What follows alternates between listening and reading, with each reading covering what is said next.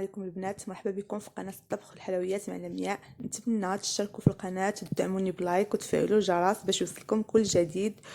ومرحبا بكم. اليوم غنشارك معكم واحد الوصفه ديال البهله محبوبه الجماهير اللي كتجي غزاله ومقومه بالطريقه الخاصه ديالي.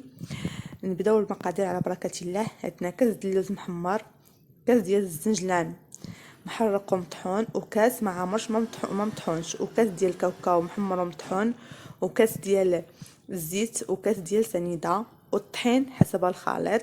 تقريبا كتنزلي نص كيلو، وجوج خمارات، واحد فانيلا، معلقه كبيره ديال النافع، معلقه صغيره ديال القرفه، واحد شويه ديال الملح، وعندنا 125 غرام ديال الزبده بحراره الغرفه. ممكن تستعملوا مرغرين او ديال الطاسه. انا كنستعمل الطاسه. من بعد غادي نضيفوا الزبده مع سنيده ومع الفاني في الاناء اللي غنخدموا فيه حتى تنسجم العناصر مزيان. عاد نبداو نزيدو في المقادير الاخرى. بالنسبه اللي بغى يعجنها في العجانه يعجنها، واللي بغى يعجنها في بيديه ماشي مشكل. العجانه شي شويه كتساعد. انا غنديرها في العجانه تعجن. غادي ندير الزبده والسنيده والفاني يتعجنوا مزيان يتخدموا وتذوب ديك السنيده. عاد غادي نبدا نضيف المقادير شويه بشويه. خليكم معايا تشوفوا الطريقه.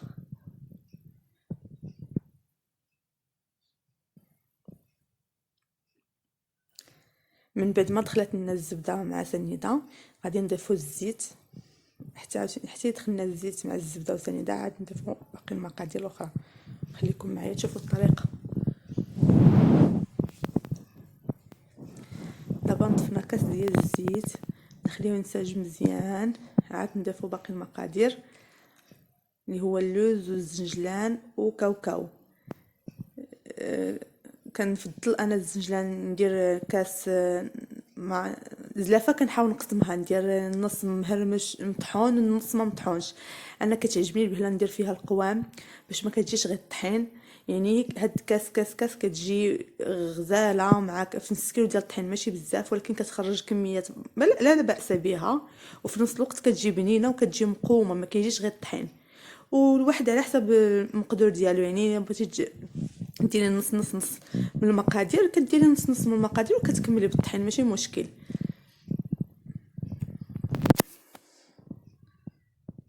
دابا ضفنا غنضيفو اللوز والزنجلان المطحون وغادي نخليوها تخدم. عاد نبداو نزيدو الطحين شويه بشويه. تقريبا قلت لكم كتزيد نص كيلو ديال الطحين. انا عطيتكم التقريب، كتبقى على حساب الطحين اللي كيشرب واللي ما كيشربش. مهم البهله ما كتبغيش تكون ناشفه وما كتبغيش تكون جاريه. اون فوا كتحسوا بها كتجمع في يديكم صافي راه كتكون معكم واجده. انا ملي غنضيف الطحين غنقول لكم التقريب شحال هزات معايا.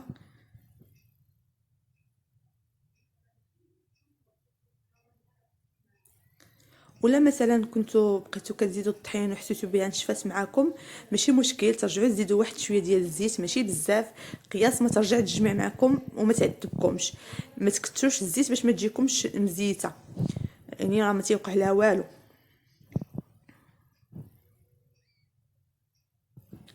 اللي عنده شي تساؤلات ولا شي حاجه ما فهمهاش يخليها لي في التعليق وانا غادي نجاوبكم ان شاء الله.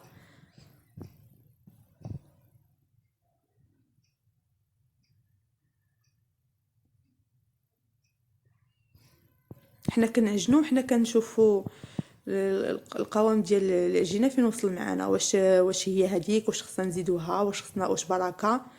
يعني ما كنبقاوش كنضيفوا الطحين وصافي. دابا غادي نشوفوا واش خاصها بازال خاصها ولا بركه عليها.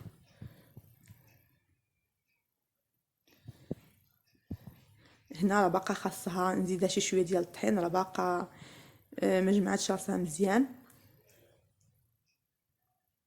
من بعد في الاخير عاد كنضيفوا جوج خمارات حمر.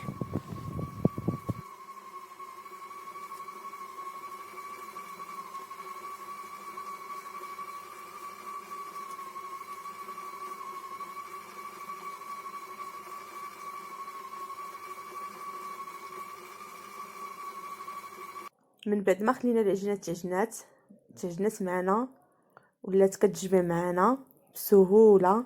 دابا غادي نبداو نشكلوها كويرات ونديروها في اللاطه. انا عندي اللاطه ديال البهله، ممكن نتوما تستعملوا لاطه عاديه. انا عندي لاطه ديال البهله صراحه كتخليها كتعاونها على فاش انها كتشقق، سورتو الا كان عندك الفران ماشي شي فران اللي نوعيه ممتازه. المهم غادي نبداو نشكلوا في البهله ديالنا، وكنكونوا ديجا مسخنين الفران اعلى درجه باش اون فوا كنساليو كندخلوا لاطا كنمهلوا على الفران العافيه بحال شكل الكيكه باش كتشقق على خاطرها، ما كنزربوش عليها، كنخليوها تشقق على خاطرها. من بعد كنطلعوها الفوق عاوتاني كنخليوها طيب على خاطرها، ومره كنراقبوها باش ما تمشيش تحرق لنا ولا شي حاجه. هي ملي كيكون الفران ناقص ما تخافوش منها. المهم تراقبوها وصافي. غادي نبقى مستمره على هذا الشكل هذا، نكورها وغندخلها الفران. من بعد ما غطيب غادي تشوفوا الشكل النهائي ديالها كيفاش كتجي غزاله وكتشقق وكتجي هشيشه في الفم. واهم شيء كتلقاوها كلها قوام، يعني كتلقاوها مقومه ماشي كتاكلوا غير الطحين. هنا الشكل النهائي بعد ما خرجناها من الفران. شوفوا كي كتولي كتشقق وكتجي غزاله بزاف، مفقعه، هشيشه، مقومه. نتمنى تعجبكم ونتمنى تبارطاجيو مع احبابكم وصحابكم، وان شاء الله نحاول ننوع في القناه ديالي باش نرضي جميع الاذواق. ان شاء الله تكون وصفات الطبخ الحلويات بكثره، هكا وصفات خفيفه. ونخليكم مع الشكل النهائي وبصحتكم راحتكم، وان شاء الله الى وصفه اخرى باذن الله.